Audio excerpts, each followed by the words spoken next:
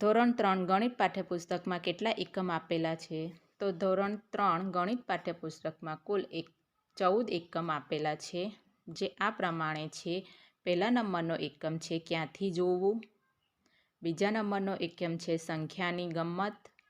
ત્રીજા નંબરનો એકમ છે આપો અને લો. 4 નંબરનો એકમ છે લાંબુ અને ટૂંકું.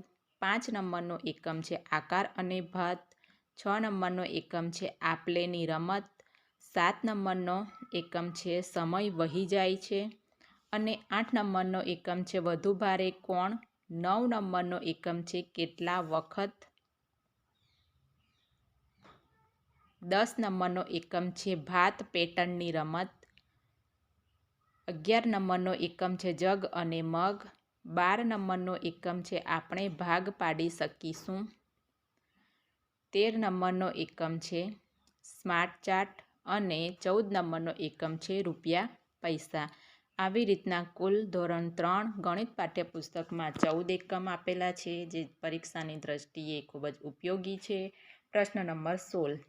ધોરણ 2 એકમ દ્વારા ધોરણ 2 એકમ સંખ્યાની ગમ્મતમાં સૌથી વધારે કચુકા કોણે મેળવ્યા હતા? તો ધોરણ 2 ગણિત પાઠ્યપુસ્તકમાં સંખ્યાની ગમ્મત સાથે વધારે કોણે કચુકા મેળવ્યા હતા? તો ઇન્દ્રાએ 54, સૌથી વધારે અને ઓછા રાધિકાએ 24. પ્રશ્ન નંબર 17. ગણિતમાં મહોરું બનાવવું પ્રવૃત્તિ કયા ધોરણમાં આપેલી છે? તો ગણિતમાં મહોરું બનાવવાની પ્રવૃત્તિ ધોરણ 3 પાઠ્યપુસ્તકમાં આપેલી છે. ધોરણ 3 ગણિત પાઠ્યપુસ્તકમાં આપેલી છે.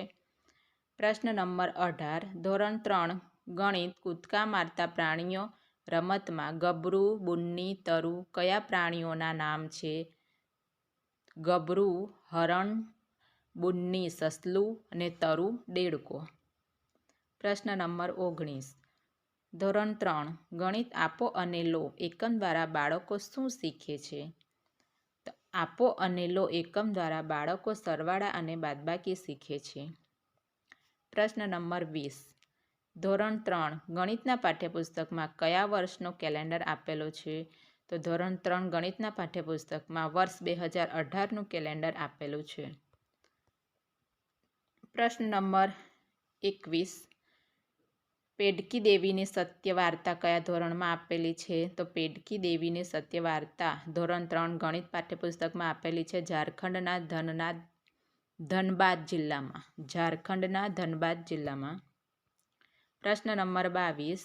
ધોરણ 3 ગણિત કેટલી વખત એકમથી બાળકો શું શીખે છે? તો ધોરણ 3 ગણિત કેટલી વખત એકમથી બાળકો જૂથ કરતા અને ગણતરી કરતા શીખે છે?